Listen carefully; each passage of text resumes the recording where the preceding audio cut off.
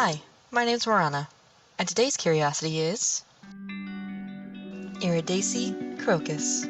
This is a genus of flowering plants that are related to the large and beautiful iris that usually signal the arrival of spring with their bloom. They are perennials, which means that they live for more than 2 years at a time. These lovely little flowers can usually be found within woodland and shrubland areas in temperate zones, but because of their hardiness, they can live from sea level climate all the way to alpine climates. Crocuses are also known for their massive variety of colors, most common usually being purple, mauve, white, and yellow. Their leaves are very grass-like and can pierce through thick layers of detritus and snow, creating the first glorious wave of color for the year. The planting season for these little guys is before the first big frost of the year, preferably 6 weeks before, and they must have access to light, so they cannot be placed in large forests or areas where large buildings can block. In natural settings, they have a tendency to carpet the landscape, much like a vinco or periwinkle, but not to the same extent. The first cultivation of this flower started around the Mediterranean on the Greek island of Crete. The exact starting age of this cultivation is unknown and very ancient, but the use and need for this cultivation is known. Crocus sativus creates the spice saffron from the 3 red stigmas, the long little pollen receptors from the center of the flower. These are pulled and then dried and used as seasoning.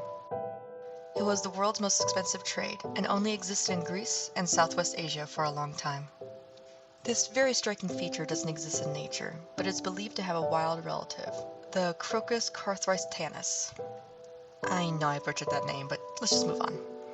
This one is an autumn blooming crocus. All of the saffron producing flowers are of this variety, but not all autumn blooming crocuses produce saffron. Some of the largest and oldest points of cultivation for the saffron flower have been in Iran and in Kashmir, and may have been introduced to China by the Mongol invasion. Around 961 AD, the Arabs cultivated the flower in Spain, and it was also mentioned in the English Leech Book, which was an old healing manual in Old English around the 10th century, but has largely disappeared from Western Europe until it was reintroduced by the Crusaders. Saffron has always been a major plant around the India subcontinent. Nothing shows this more than the fact that saffron dye became the official color of priest robes after the death of the Buddha. Additionally, the richness of color and extreme rarity of the flower made it so that many cultures use the same dye for their royal garments. Much of this history can not only be tracked by the sparse historical records that we have, but much of the etymology of the word also reveals where it came from. Crocus is believed to come from the Old Greek word krokos, perhaps even the Hebrew word of karkam, or perhaps also the Arabic word kirkum. All of these words within those various languages basically translate to the word saffron today. The modern English adaptation from Latin, but also Old English, was the word crow, but this has largely been forgotten, as I already said, just like the rest of that language has been. Large-scale modern cultivation started in the Netherlands, largely for the various garden varieties that we know today around the 1500s. These cultivars were then created in Constantinople by 1560, and by 1612 the aesthetic of the flowers became mainstream, with new colors and blooming seasons being created. This new variety of petal colors that were being created also led to a cultivation of a new dye market as well. With each new species came a new use, but none of them are as interesting as the sterile triploid cousin that we all know and love. Some of the most notable of these modern cultivars are the Dutch crocus, also known as the spring crocus, which was native to the Alps, the Pyrenees, and the Balkans. The firefly crocus or snow crocus. These are some of the earliest blooming crocuses and are known for their height and sturdy stems. Then there's the snow crocus, one of the smallest known cultivars today, which was native to Greece, Bulgaria, and parts of Turkey.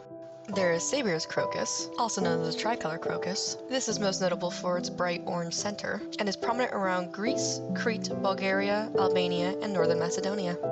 There's also Crocus benaticus. This flower is mostly prominent around Serbia, Romania, and Ukraine. It's not fully classified and has its own subgenus in the crocus family, and is also known for having 2 sets of tepals instead of 1. Depending on how you want to classify it, there's anywhere between 80 to 160 different varieties of crocuses, all of them very unique and interesting with backstories and history that I would love to get into, but actually no, I don't want to. Despite the fact that there are many ancient medical texts that show this flower having benefits from Asia and Europe, there are no modern proven medical benefits to this plant.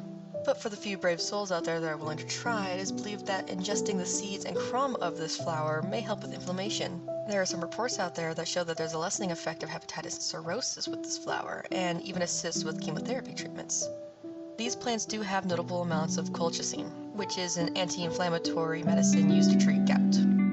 Due to the prominent existence of this anti-inflammatory chemical, many give these other medical claims some validity.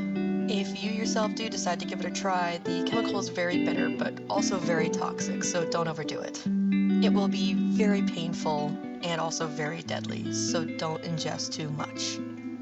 But the real medical use of this flower is not of the physical kind. Many ancient cultures, but mostly the ones on Crete and Thera, treat the crocus as an awakening of nature, a resurrection, and a heavenly bliss when it comes to spring, and a symbol of rebirth when it comes to autumn. They were literally seen as the embodiment of the goddess of vegetation.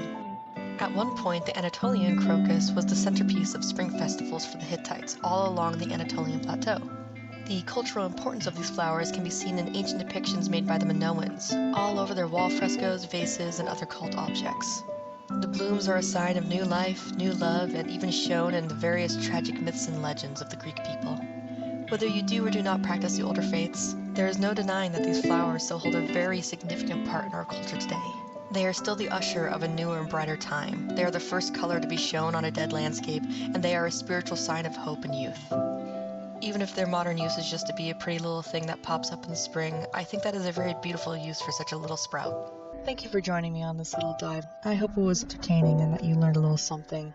See you next time. Bye.